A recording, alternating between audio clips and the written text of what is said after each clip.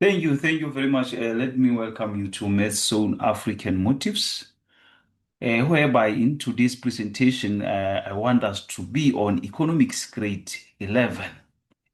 So we are on our preparatory examinations, whereby we know very well that this is in relation to Term 3 revision. So we are going to prepare ourselves with the question paper which was written in Eastern Cape. So we are going to prepare ourselves with the paper that was written in Eastern Cape. So that is that, like we've said, is grade 11. So we are on economics control test 2. So let us be together from the start of this presentation and to the end of it. So that is that. So without wasting much time, now let us get into our instructions and informations. So here are our instructions and information. So instructions, good people, instructions are very, very, very important. So please make sure that you go through what? You go through the instructions. Instructions are very important. But for the sake of time now, allow me to go straight to the questions. Allow me to go straight to the questions. So these are our instructions. Please don't attend any question without going through the instructions. So now let us go straight to the questions. Now I am on question 1, section A. So we are told that this is a compulsory question. So meaning to say we are forced to attend this question. So there's a section A, question 1. So that is that. So like I've said, this is the question that we are going to answer it. We got no any option, and the only option is to attend to this question. So it says various options are provided as possible answers to the following questions. Choose the correct answer and write the only letter A, D next to the question number. That is 1.1.1 to 1.1 to 1.1 to 1.1.5 in the answer book. So there is a given example there. It says 1.1.4C. So that is that. So the first question now says 1.1.1, the value of assets owned by household. So we are given 4 options and then we have to give the correct answer. So we have income, nominal value, we have real value, and as well as wealth. So the correct answer there is wealth. That is our correct answer. So wealth, because we know wealth is the total value of assets owned by a household. Let's take, for example, good people, let's say a family owns a house worth 800,000, a car 200,000, savings of 50,000. These assets form part of what? Of its wealth. That is that. So let us move on, good people. Let us move on to 1.1.2. Let us move on to 1.1.2. So 1.1.2 says the reason why banks fail. The reason why banks fail. We want to know the reason why banks fail. Then we have these 4 options. We have lower inflation rate, upswing in the economy, bad management, liquidity, increase in interest. And the correct answer there is C, bad management of liquidity. Bad management of liquidity. We know when we talk of liquidity, liquidity means having enough cash available to meet financial obligations. That is that. So if, for example, if let's say many customers withdraw money at the same time and bank does not have enough cash available, so this is poor liquidity management and can cause serious problem. That is why one of the reasons why the banks fail. Hope we are together, good people. So 1.1.3, high income earners taxed at a higher rate is called dash system. Then we have these 4 options: proportional, regressive, progressive, indirect tax. So the correct answer there is progressive. The correct answer there is progressive. A progressive tax is system charges high income earners a high tax rate. That is that. For example, a person who's earning 1 million per year will generally be taxed at a higher rate than someone who earns 100,000. That's what it means. So let us move on, good people, to 1.1.4. So 1.1.4, this is where we are. It says the dash is used to measure the standard of living in the country. The dash is used to measure the standard of living in the country. Then we have level of per capita income. We have inflation level, balance of payment, secular flow. The correct answer there is A, level of per income. That is the correct answer. Level of per capita. That is that. So it simply says the per capita income shows the average income per person and is used as an indicator of standard of living. So that is that. 1.1.5, the dash is the price at which the commercial banks lend money to other banks. So we have price lending rate, we have repurchase rate, we have profit as well as dividends. So the correct answer there to 1.1.5 is price lending. A is a correct answer. A is correct answer. So because uh, when you talk of a lending rate is the rate or price charged by commercial banks when they lend money to customers. So that is why we are saying it is what the price lending. So now we are to move on to 1.2. Let us move on to 1.2. So we are to move on to 1.2. So 1.2 is about a matching question because the question says choose the description in column A that matches the item in column, choose the description in column B that matches the item in column A. So that is that. So now let us go to a 1.2. Let us go to 1.2. Let us attend to 1.2. So here is our 1.2. So here is our 1.2 as it says, write only letter AJ next to the question number 1.21 to 1.26 in the answer book. So there is a given example there, 1.22A. There is a given example there, 1.22A. So this is a matching question. This is a matching question. So the column A, we have said these are the items, and column B, these are the description.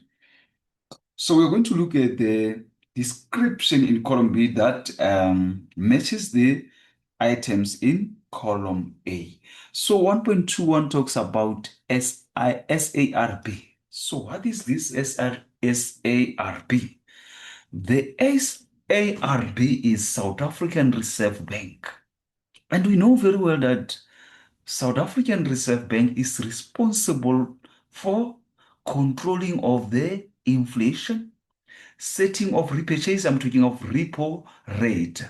Also, the other responsibility of this South African Reserve Bank is to maintain price stability, not forgetting that they also manage countries' monetary policies. That's when you talk of what? That's when you talk of the South African Reserve Bank.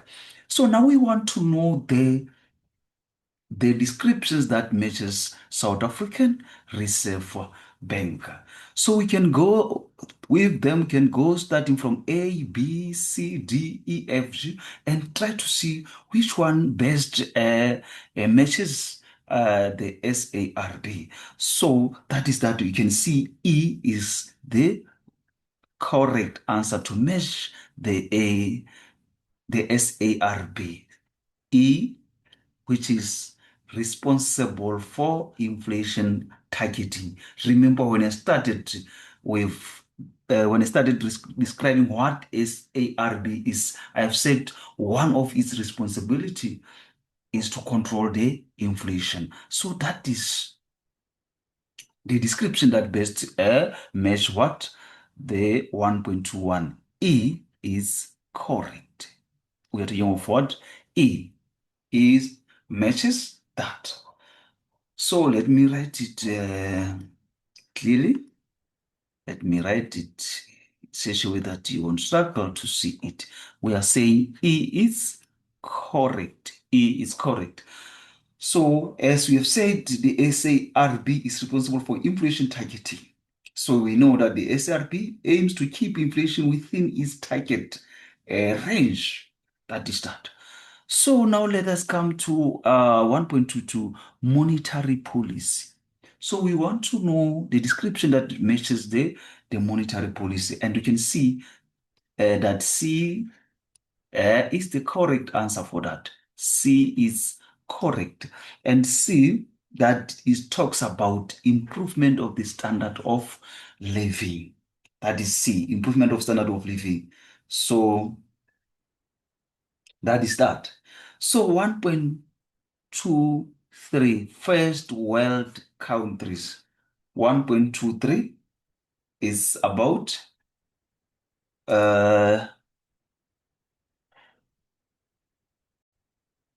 like I've said, we are on 1.23 first world countries. So we are going to look at the description that matches that, and then you can see that A is the one that matches first world countries. So we are saying the A is the one which says rich industrialized nations of the world. So first world countries are highly developed and industrialized countries. For example, you can talk of Germany. Germany is a highly industrialized country. We're talking about those highly developed countries. So that is that. Then 1.24 transfer payments. Transfer payments. So transfer payments, B is correct. B is correct. Transfer payments, child care grants, pensions. That is that, child grants and pensions. So transfer payments are payments made by governments to people without receiving goods or service directly in return. So that is where this becomes what the correct answer. Interest rates 1.25. So interest rates is F. F is correct for interest rates. F is correct. That is the price at which money is borrowed or saved. So that is interest rate. I was talking of interest rate, sorry. I was supposed to not write it there. So we have said transfer payments, we have said is what? B. So interest rates, we have said the correct answer there is what? We have said the correct answer is F.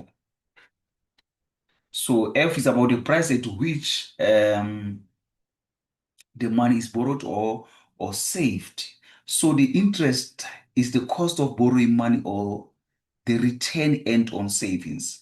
For example, if you borrow 10,000 at 10% interest, the interest is the cost of borrowing that money. So that is that. 1.26, we're talking about income. And income, the correct answer is D. The salaries, wages that households receive for labor services. So that is why we are saying the correct answer is D, because income is the money received by households, including wages and salary. For example, a worker receives 15,000 salary per month. That's when you're talking about what? That's when you're talking about income. So now let us move on to 1.3. Let us be on 1.3.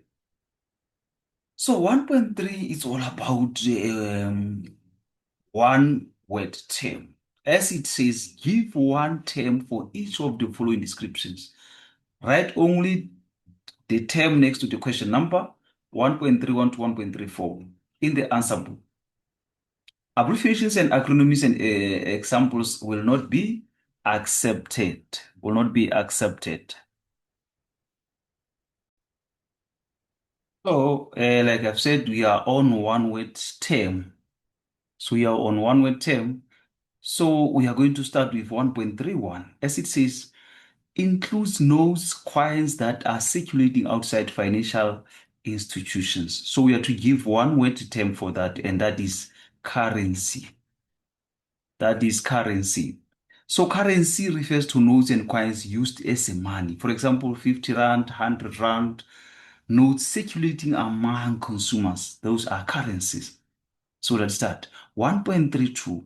Industry that engage in production or extraction of natural resources such as crops, minerals. So here we are talking about primary sector.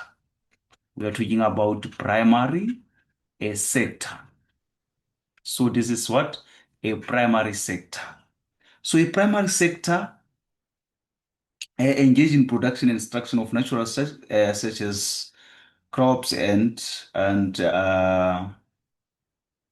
many minerals, like it says. So the primary sector obtains raw materials directly from nature. That's what we know. For example, you can talk of farming, fishing, forestry, as well as mining. So that is that. So now coming to 1.3, used by SARB, South African Reserve Bank, to convince banks to act in a way that is desirable in a current economic climate. So we want the one word term for that, that is a moral suasion. So that is a moral suasion. That is that moral suasion. So that is that this is when the central bank persuades financial institutions to behave in a way that supports its monetary policy objectives. So that is that. So, for example, the SARB, South African Reserve Bank, may encourage banks to be more conscious about lending. So that is what we are talking about. So 1.34, let us be on 1.34. 1.34, as it says, business that offers more loans to people who are unable to acquire loans from banks. So here we are talking about micro lender. We are talking about micro lenders. So this is called a micro lender. So a micro lender provides relatively small loans, often to people who cannot obtain normal bank loans. For example, a person who cannot qualify for bank loan borrows 2,000 from a micro lender. So that is that. So this is total section A. And for this total section A, you are to get your 20 marks. So that is that, good people. So now we are to move on to question 2. We are to move on to question 2, good people. Question 2 here will be on section B. So we'll be looking at section B. That is where we are now. So section B, answer one of the 2 questions in these sections in the answer book. So as we are going to answer them all as we are making preparations, as we are preparing. Question 2 is about economic pursuits. Then you are to get 40 marks and just only spend 30 minutes. So 2.1, answer the following short questions. As it says, name any 2 forms of modern money. So modern money, we can talk of electronic money, that is e-money. We can talk of electronic money. That is when you're talking about e-money. And also we can talk about credit cards. We can talk about credit cards. So what is important is that what is this modern money? A modern money is that it allows transactions to take place electronically rather than relying only on a physical notes and coins. That is that. Like paying for your grocery using a bank card.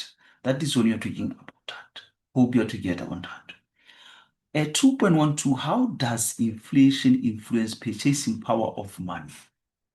How does inflation influence the purchasing power of money? That is our question 2.12. So the inflation reduces the purchasing power of money because prices of goods and services increase. That's what we are going to, that is how we're going to answer this question. We are saying inflation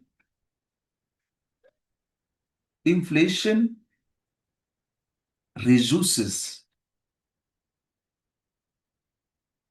the purchasing power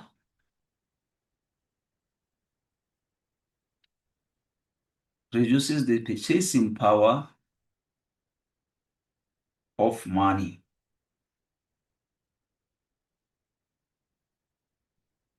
because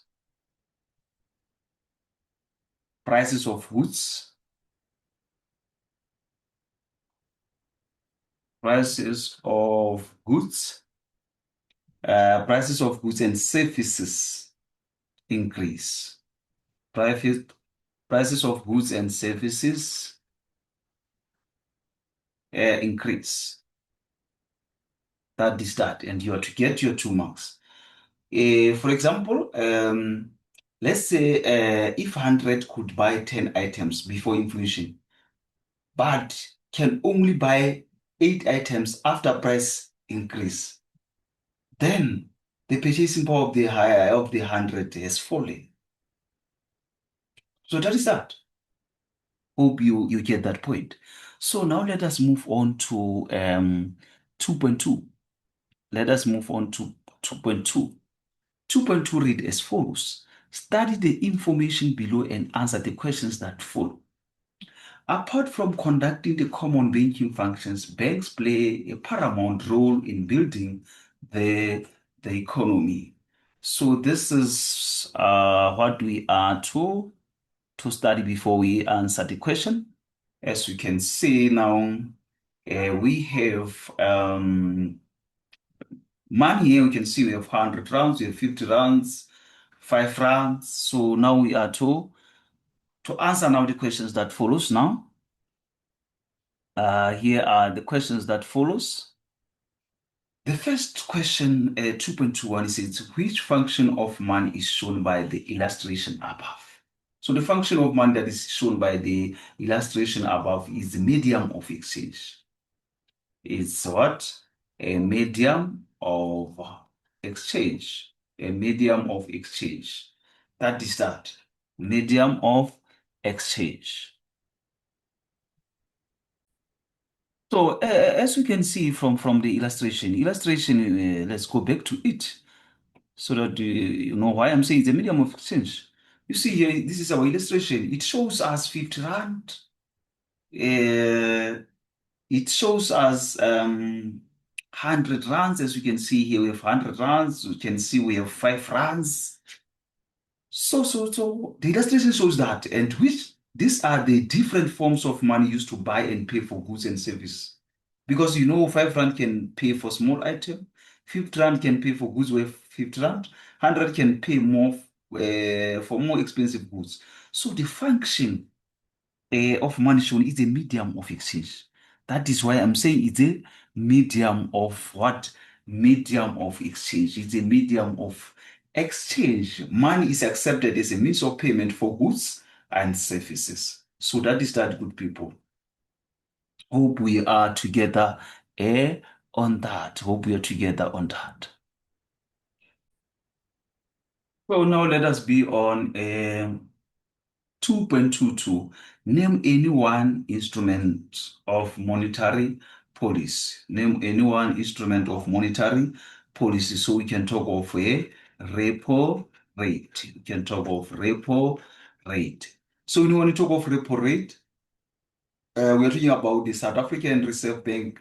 It's all about that. The repo rate is that the SARB can change the repo rate to influence borrowing, spending, as well as inflation.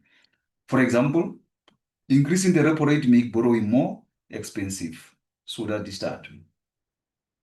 So 2.23 briefly describe the concept of money. So 2.2 we are to do what? We are to give the description of concept of money. So we know that money is anything generally accepted as a medium, as a means of payment for goods as well, goods and services. That is that. You can say that is 2.3. We can say money is anything, is anything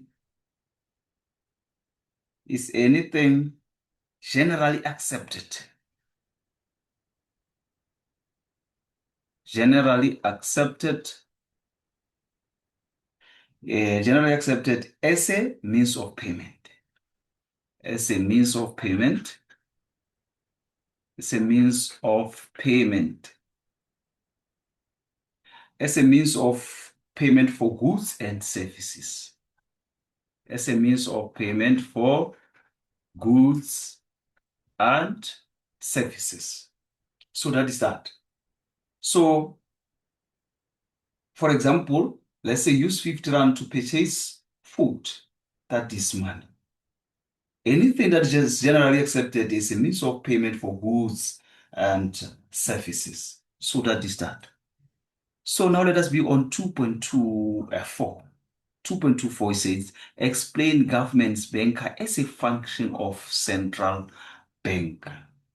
So now the central bank acts as the government's banker by managing government accounts and providing the banking service to the government. That's what you can say to answer that question. We are saying for 2.24, we are saying the acts, central bank acts as the government, acts as the government. It acts as a government, as a government's banker by managing government,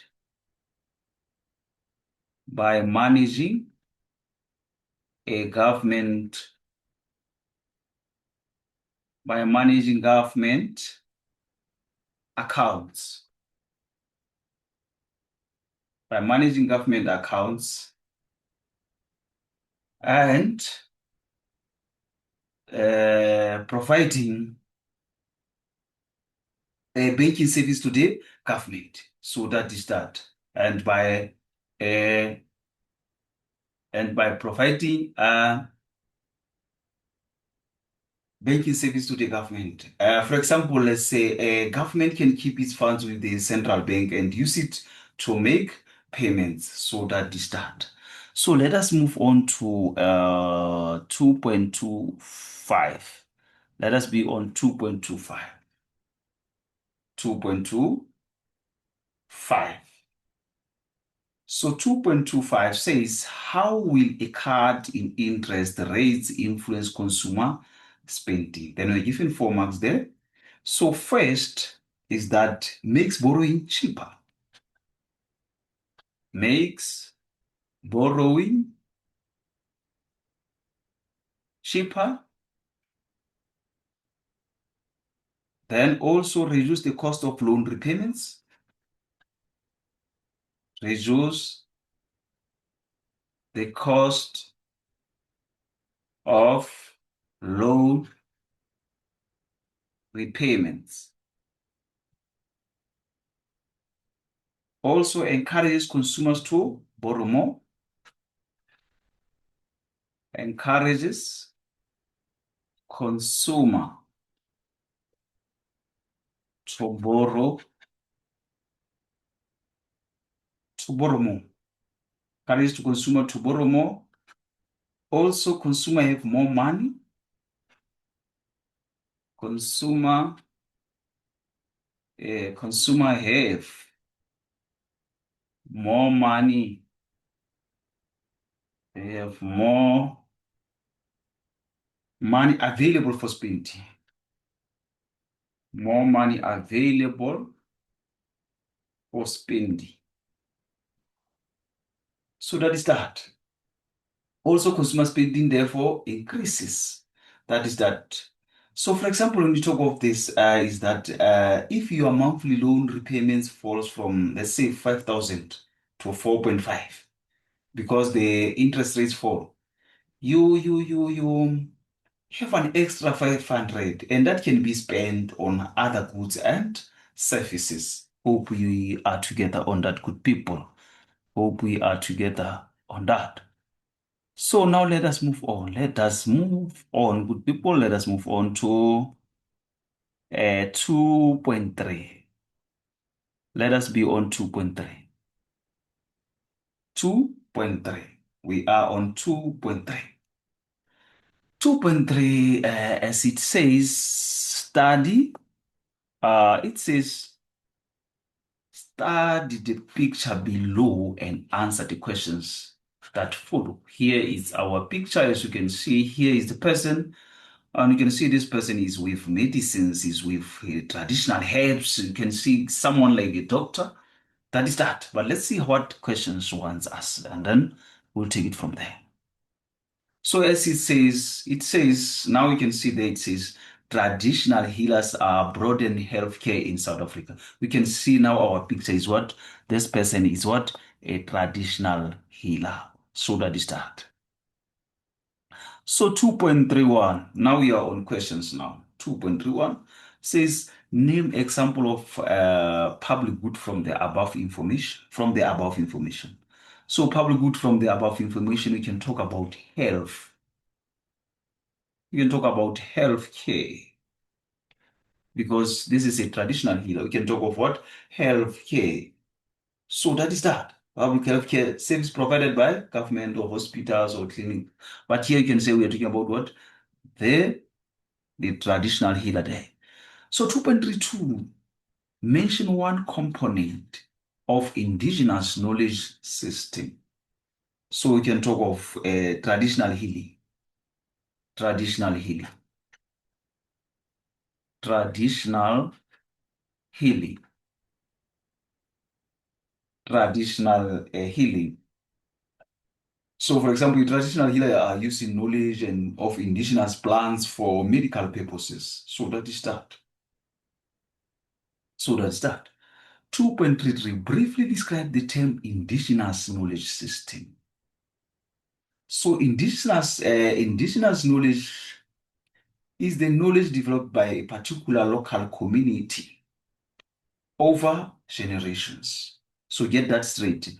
I am saying is a knowledge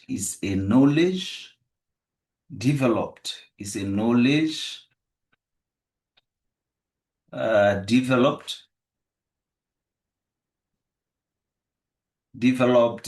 by a particular local community, developed by a particular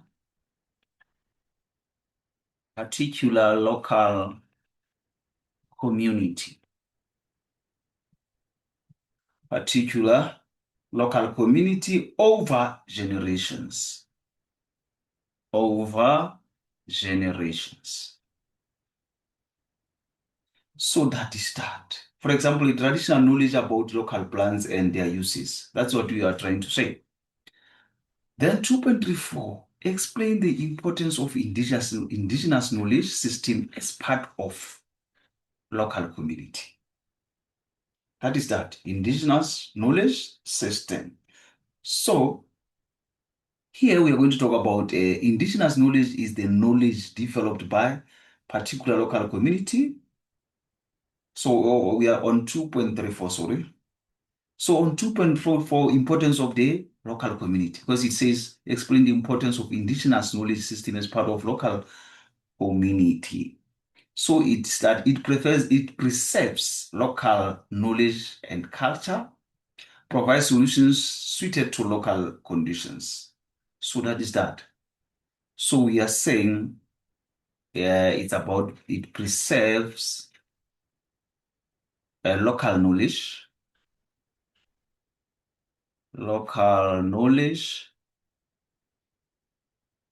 It preserves local knowledge and culture.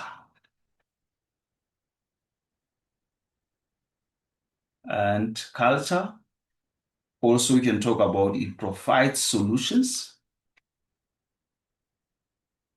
Provides solutions suited to local conditions. Suited to local conditions. So that is that. For example, a community uses a traditional logic to identify plants suitable for local farming. So that is that. Now, 2.35. Why does the government implement policies to protect and promote indigenous knowledge system? That is 4 marks question. So that is 2.34. So this kind of question, let us have it here. Let us try to find a space for 2.34. 2.35. No, sorry, 2.35. So we'll write here 2.35. So here it is, here 2.35. So the question was all about why does government implement policies to protect and promote indigenous knowledge system? First, first they want to preserve indigenous knowledge for future generations. So we are saying because they want to preserve indigenous knowledge for future generations. For future generations. Then secondly, to protect now, to protect communities from exploitation, to protect communities from exploitation,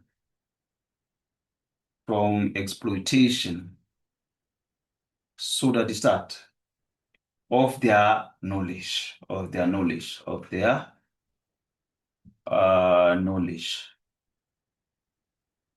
So that is that. Also, to encourage economic opportunities based on indigenous knowledge. To encourage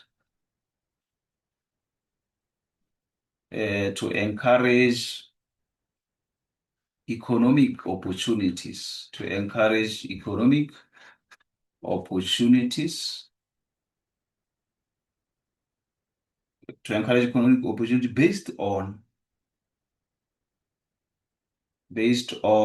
indigenous knowledge. Based on indigenous knowledge. So that is that. Also to promote cultural heritage. To promote cultural heritage. To promote cultural heritage. So that is that. So these are what? Why these are the reasons why government protect and promote that. So, for example, traditional medical knowledge can potentially be developed into economic, that is that, opportunities while protecting the community that owns the knowledge. So that is that what we are trying to say.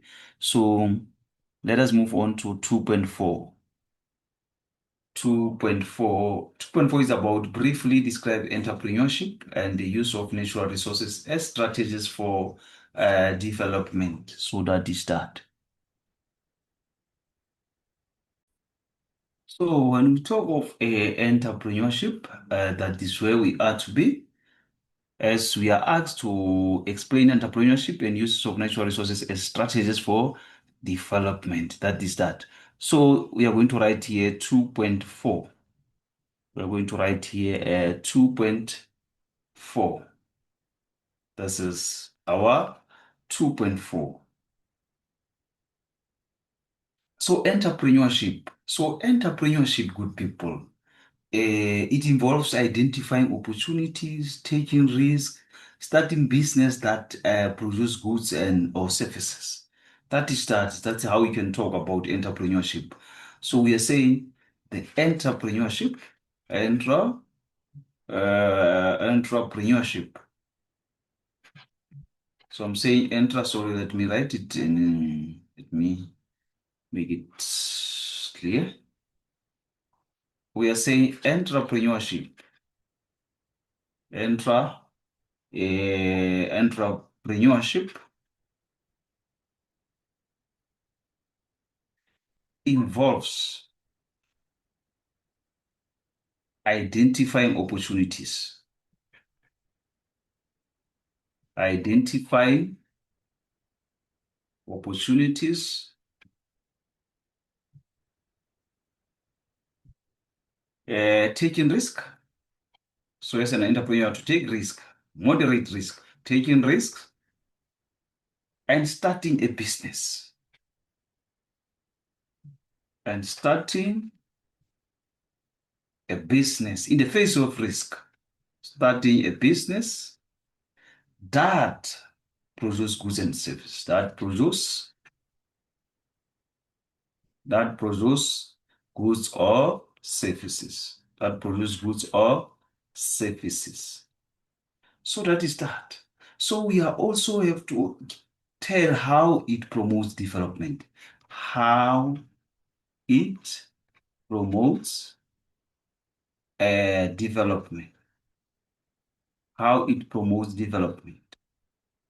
So we want to know how is it going to promote what? A development. That is very important. We want to know how is it going to promote what? Development. So it's going to promote development because it's going to create employment. It's going to create employment. Also, it's going to generate income. It's going to generate income. It's going to as well increase what? It's going to increase production. Also, it's going to encourage what? Innovation. So, for example, a person can start a small poultry business, employs 2 workers, sells eggs to local shops. So that's that. So now we can talk about what natural resources. Now we can talk about natural resources. So we can say natural resources, natural resources. So natural resources, that's when you're going to talk about natural resources are resources obtained from nature. We know very well, and used in production. Those are the resources obtained from nature and used in production. So how they promote development? How do they promote development and natural resources? How do they promote development? That is very important. How they promote development. How they promote development. How natural resources promote development. How they promote development. So that is that. They promote development because they are going to create employment. They are going to create employment. They are going to create employment. They are going to generate income as well. They are going to provide raw materials. Provide raw materials. Yeah, that is that. Also, they are going to earn foreign exchange through exports. So that is that. So now let us attend to question 2.5. Let us be on 2.5 as it says, analyze South African success efforts in distributing income. So South African efforts to distribute income. That is the question that we are to answer now. 2.5. So 2.5. So we know 2.5 is about South Africans' efforts to do to redistribute income. So we are saying South South Africa, South Africa efforts to redistribute income, to redistribute income. So let's start. So we know income redistribution comes to reduce the gap between high and low income groups. So that is that. So the methods that we're going to talk about include the methods include, sorry, let's say, let's just do like this. Then I'm saying methods include progressive taxation. The methods includes progressive taxation. Taxation. So when you talk of progressive taxation, that is higher income earners pay larger percentage of their income tax. For example, a high income earner pays more income than low income earner. That is what we know. So also it includes social grants. Includes social grants. It also includes social grants. So social grants, we know government provides grants to qualifying people. For example, the child support grants assist low-income households. So that is that. Also, we can talk of what? Free or basic government service. We can talk about free or basic.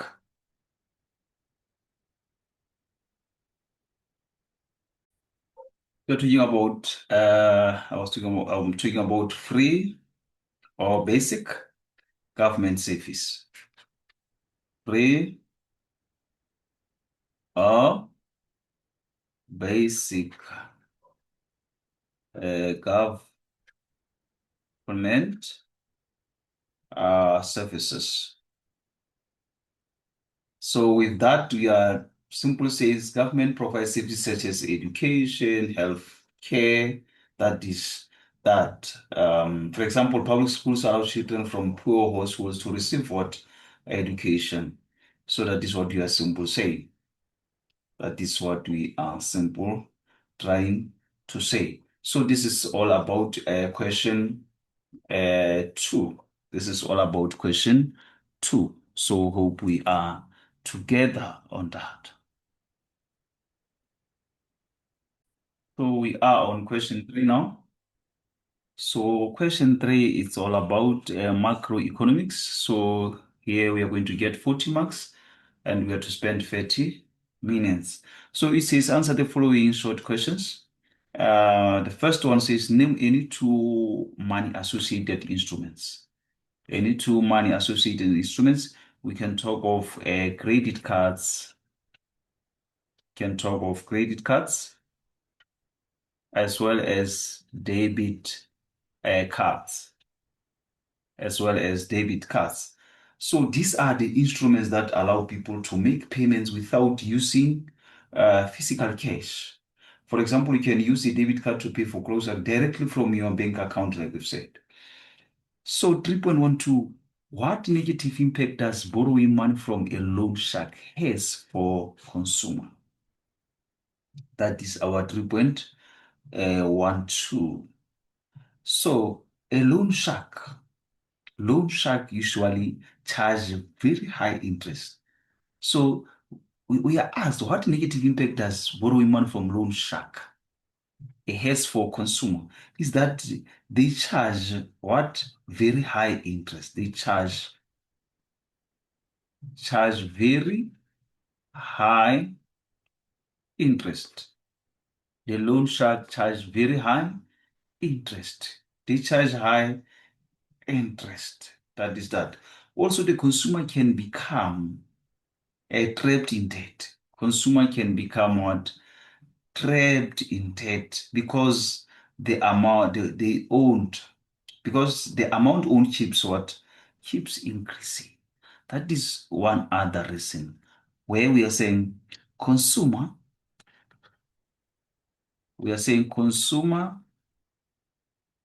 can become trapped, can become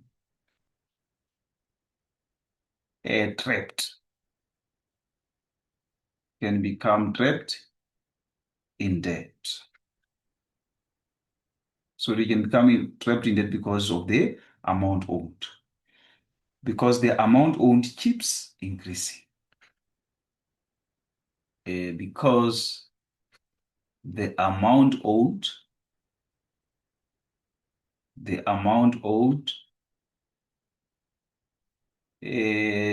keeps increasing.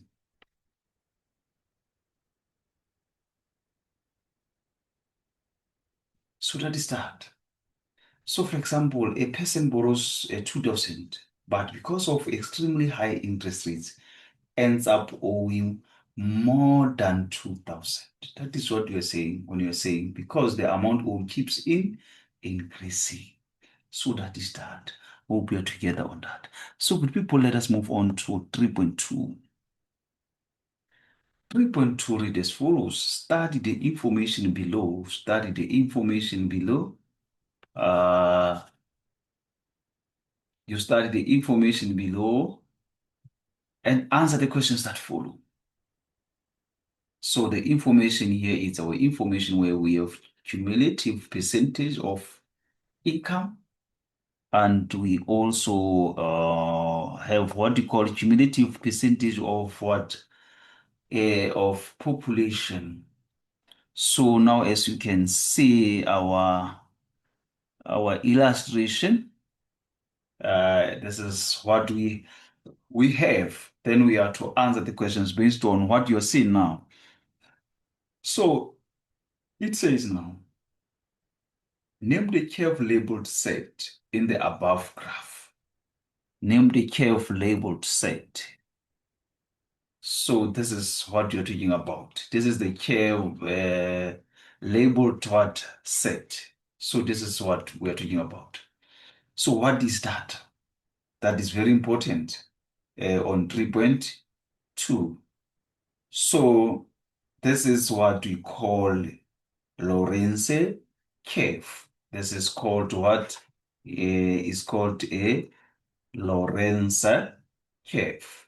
It's called a Lorentz curve. That is that. So the Lorentz curve shows the distribution of income or wealth among population.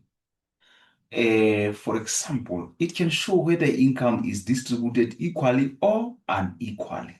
That is what Lorentz curve is all about. So we are talking about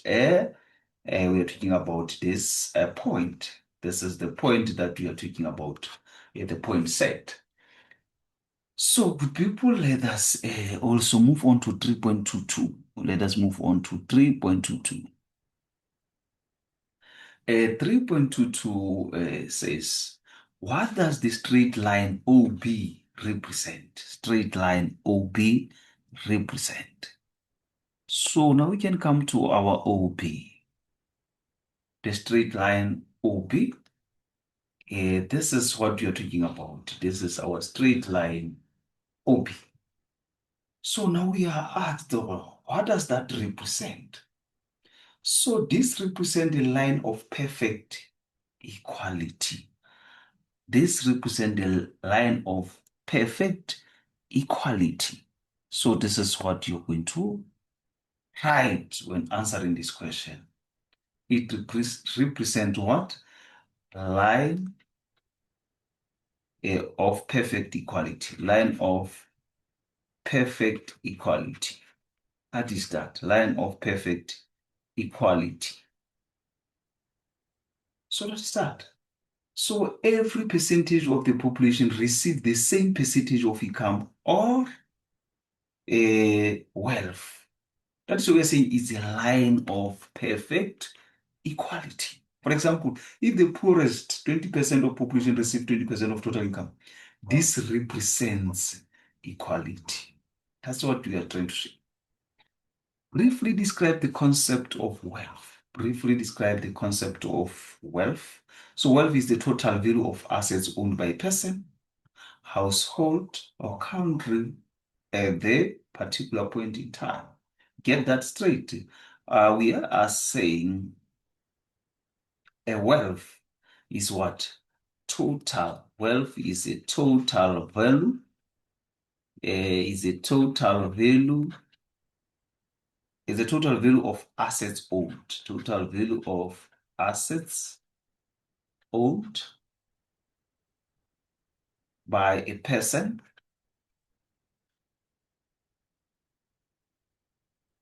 household,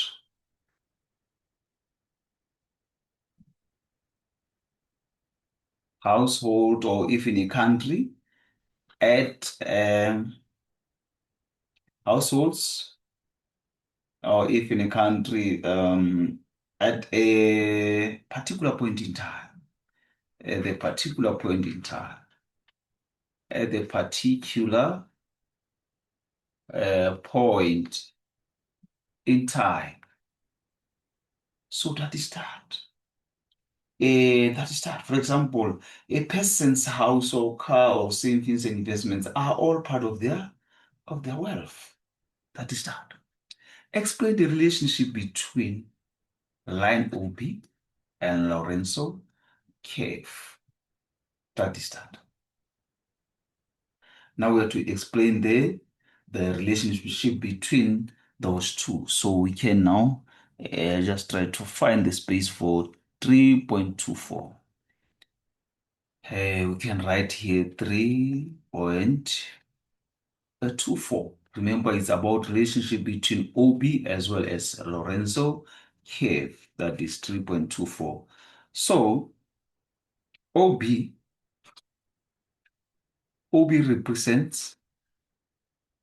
represents perfect equality,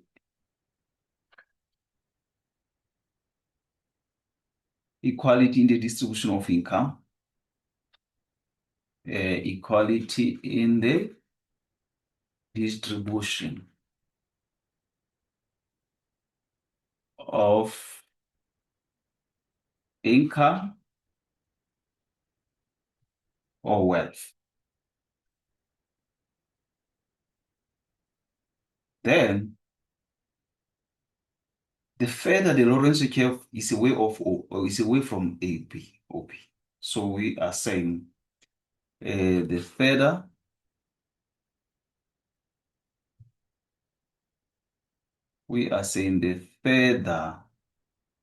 the Lorenzo now. The further Lorenz curve is away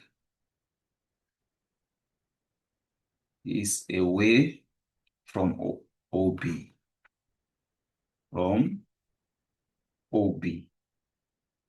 The greater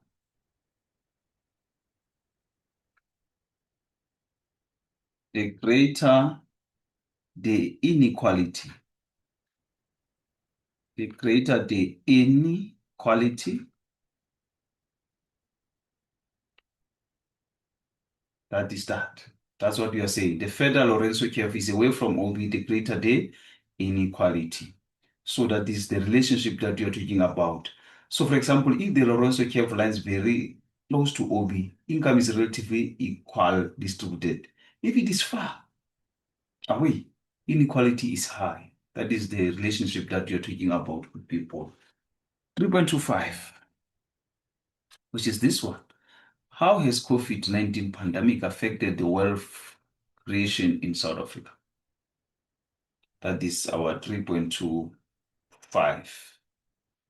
3.25 is about how COVID-19 pandemic affected wealth creation in South Africa. So here we can talk about businesses closed down because of lockdowns, restrictions. We know that. So let us try to find the space for it. We are saying we're talking about 3.25. 3.25. It's about how the COVID-19 pandemic affected wealth creation in South Africa. So here we can talk about business, can talk about business. The business is closed, as you remember, business closed because of the lockdown, because of lockdown restriction, because of lockdown restrictions, because of lockdown restrictions. Also, we can talk about unemployment increased. Unemployment increased. That is true. Unemployment increased, reducing people's ability to earn income and accumulate the wealth. That is that. Business profits and investment decreased. Business profits and wealth. Business profits and let me say this business profits and investment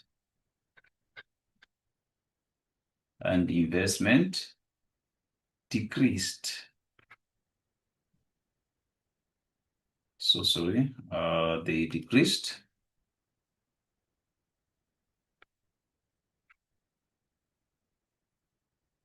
Decreased. So if they decreased, it means they limit the wealth creation. So limiting the wealth creation, that is that.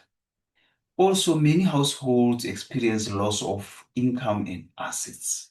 So we can talk of loss of income and assets. So many households experience loss of income and assets, increasing financial what? Financial hardship. For example, a small business that had to close during the lockdown could lose in its income, employees could lose their jobs, the owner could lose accumulated savings. So that is what we are talking about, good people. So now we are on 3.3. We are on 3.3. So 3.3 is about studying the information. So as it says, study the information below and answer the questions that follow. South African interest rate. That is South African Reserve Bank. As it says, South African Reserve Bank slashed its key repo rate by 50 basis points to 3.75 during its May meeting. The move follows a 100 basis points rate cut in April's emergency meeting, bringing borrowing costs to its lowest level on record amid the coronavirus crisis. Policymakers say that the monetary policy can ease financial conditions and improve resilience of households and firms to the economic implications of the coronavirus outbreak. So this is what we were asked to read before we can attend to the questions. So now we can attend to our questions. As the first one says, what led to the drastic cut of the repo rate? Just one mark. So what led to the drastic cut of the repo rate is COVID-19 pandemic. Is what? The COVID-19, because we heard about the coronavirus there, the COVID-19 pandemic. So it's COVID-19 pandemic. Pandemic. So that is that. We know that the economic disruption caused by COVID-19 required measures to support what? To support economic activity. Because, for example, during the pandemic, economic activity declined sharply. So interest rates were reduced to encourage borrowing as well as spending. So that is that. 3.22, name one risk: too much borrowing in the banking sector. Name one risk of too much borrowing in the banking sector. That is increased risk of bank failure. Increased risk of bank failure. Risk of bank failure. Of bank failure. That is that. So increased risk of bank failure. That is that excessive lending can make it difficult for borrowing to repay loans, which can now cause banks to suffer losses. For example, if many borrowers default on their loans, a bank can lose a large amount of money. That is that, good people. Briefly describe the term repo rate. Briefly describe the term repo rate. So the repo rate is the interest rate at which the South African Reserve Bank lends money to commercial banks. Get it straight. We are saying the repo rate is the interest rate, is the interest rate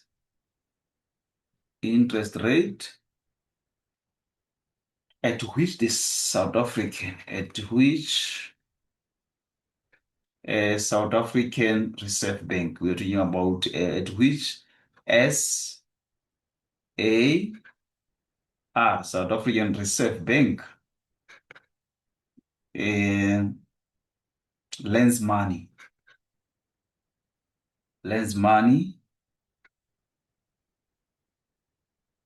to commercial banks,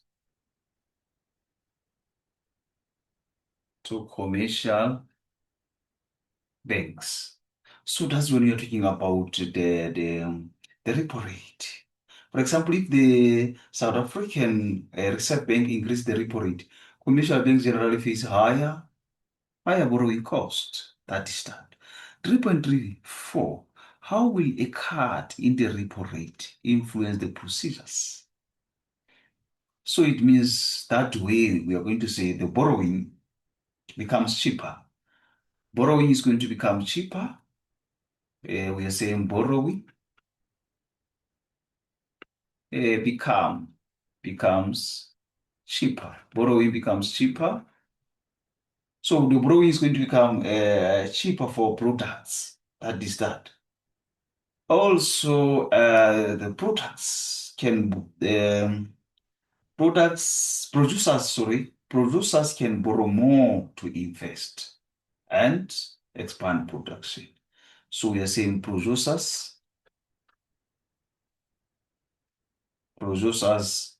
can borrow more,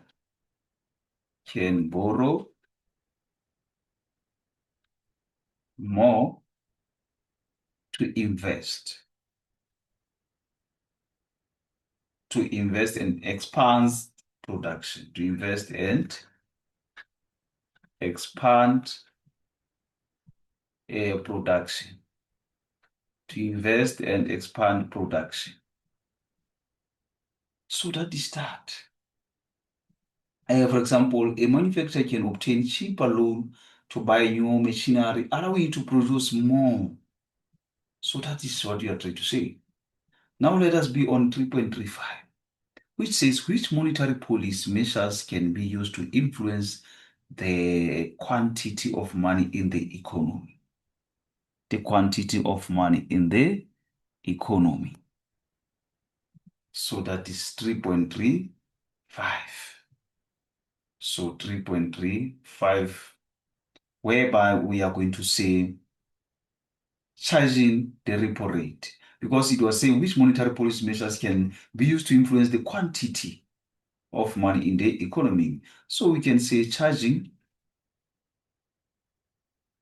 we can talk about charging the repo rate. Charging the repo rate. Repo rate. Also, we can say open market transaction. Open market transaction.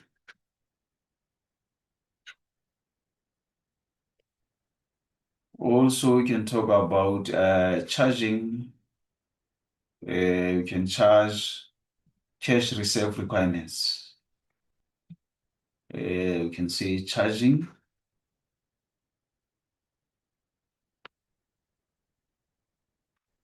We can say charging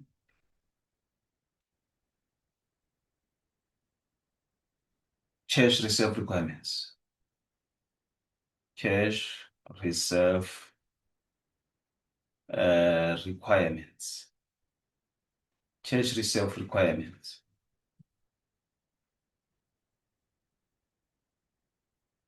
As well as moral suasion can also be another reason for that question. Can talk of moral suasion. Moral suasion.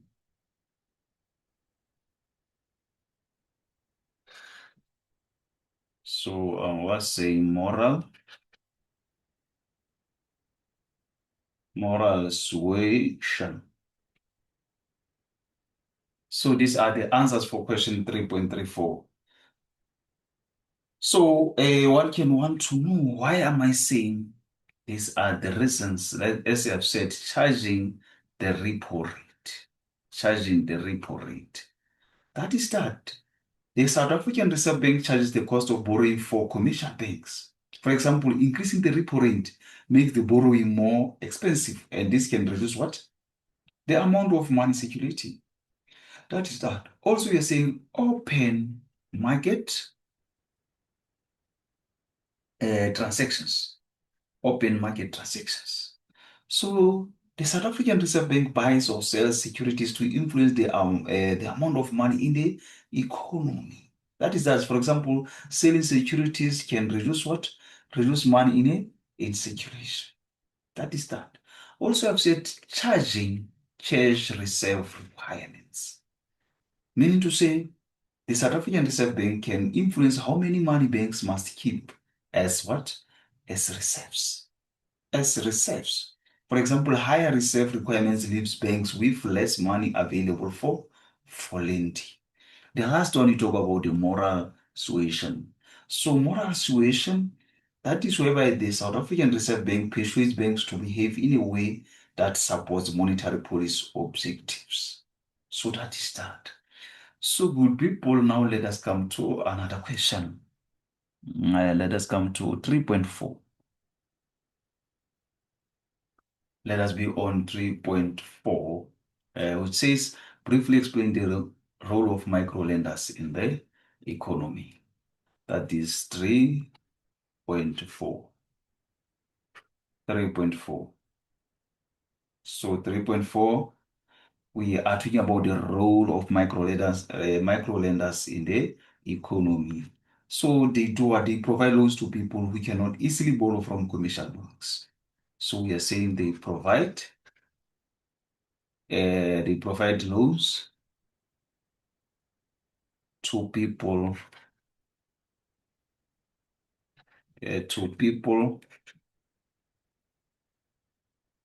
to people who cannot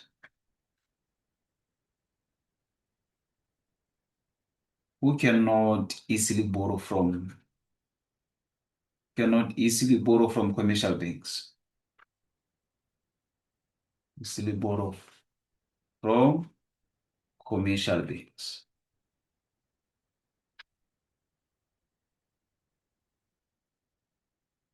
So that is that. So we know that microlenders make credit available to people who may not qualify for normal bank loans. Like an individual who cannot get bank loan may obtain small loan from microlenders. So that is that. Also, they provide small amounts of money. They provide a small amounts of money. They provide a small amount of money. Sorry, Ish.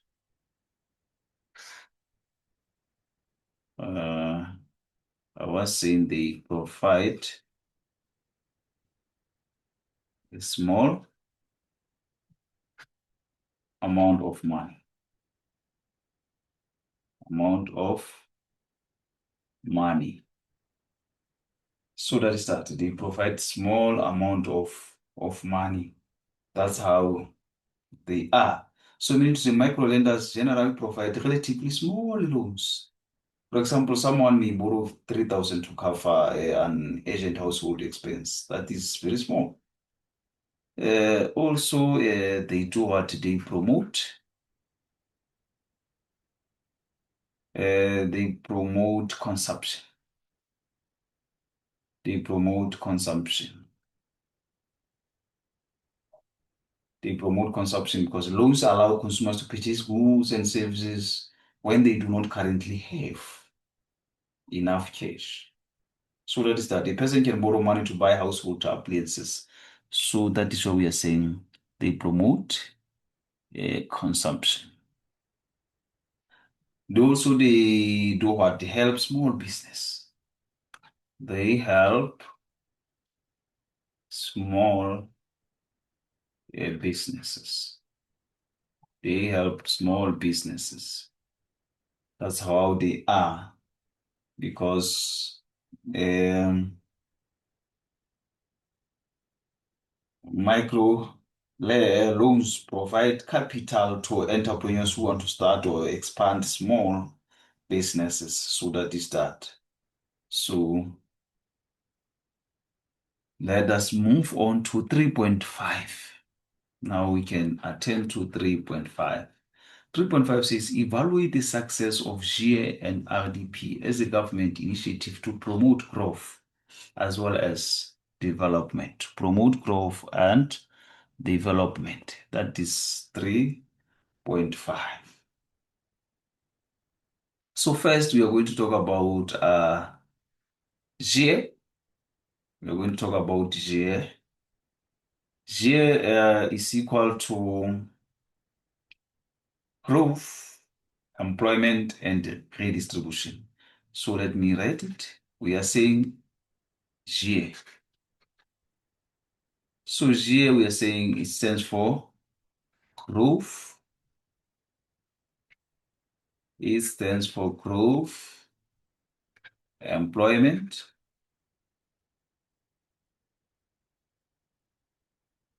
and redistribution. And redistribution. So that is GIA. So successes that comes with GIA. It's very important to talk about successes that comes with GIA. Successes that comes with GIA.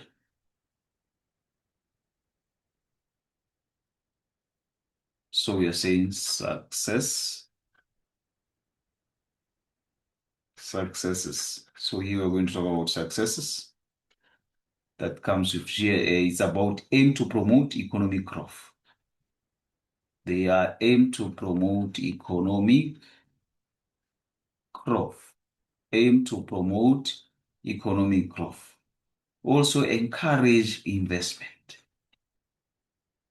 Encourage investment. Also aim to create what? Employment. Aim to create employment. And also focus on redistribution of income. Redistribution of income.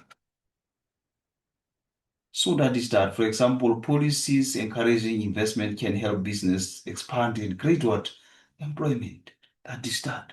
So now we want to know the limitations of it. We want to know the limitations of it. So now we are talking about what? Limitations. So the limitations of it. unemployment remained major problems. So unemployment remained what? Major employment.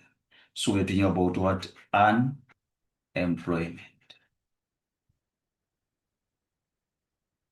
So unemployment remained major problem. Remained major problem. Remained major problem.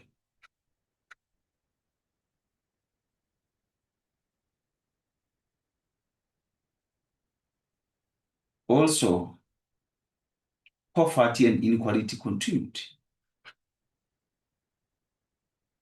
Poverty and inequality. Poverty and inequality continued. Continued. So that is that. So also you can talk about economic growth was not sufficient to solve all development problems. So that is when we're talking about what? Economic growth, not sufficient. Economic growth, not sufficient. Economic growth not sufficient.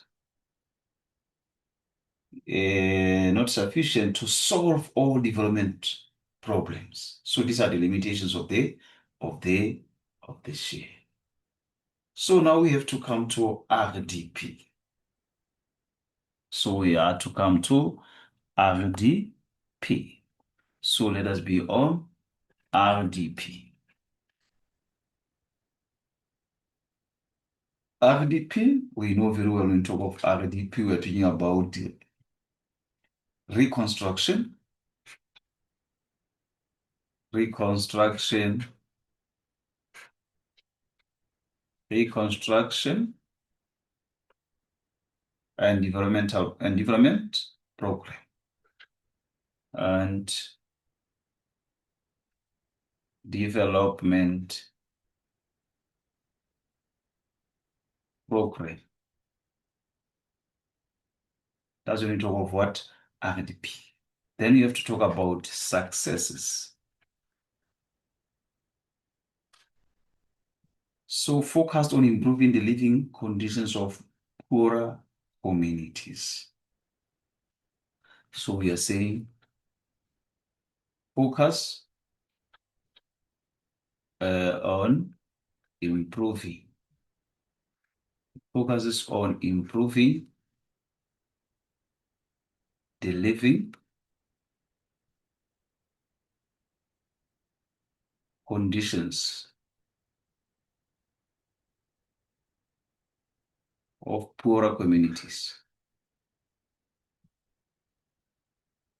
Of poorer communities. So that is that. Also, provided basic services. Provided basic services as well as infrastructure and infrastructure.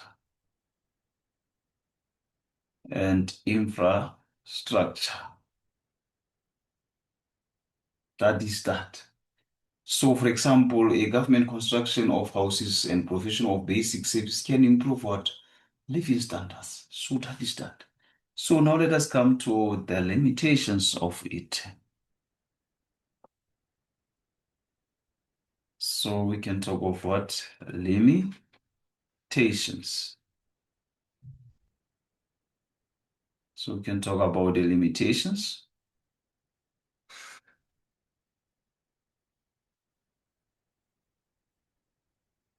Limitations.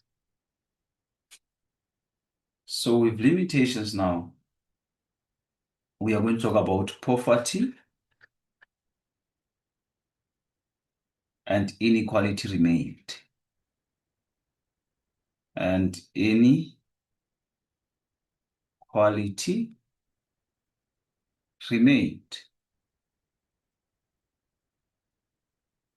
We are also going to talk about the service delivery. Service delivery problems are limited. Its impact, limited its impact. So that is that. Not all communities benefited equally. So that is that. So the overall evaluation that we can talk about this is that GA focused more strongly on economic growth, investment, employment, while RDP focused more strongly on reconstruction, basic services, improving living conditions. So both contributed to development, but neither completely eliminated unemployment. So that is that. So this is the end of this presentation. Thank you very much for your time. Please make use of this presentation as it's very, very important. Make use of this presentation as it's very important for you to prepare for your term 3 exams that you're going to sit on. Thank you very much for your time.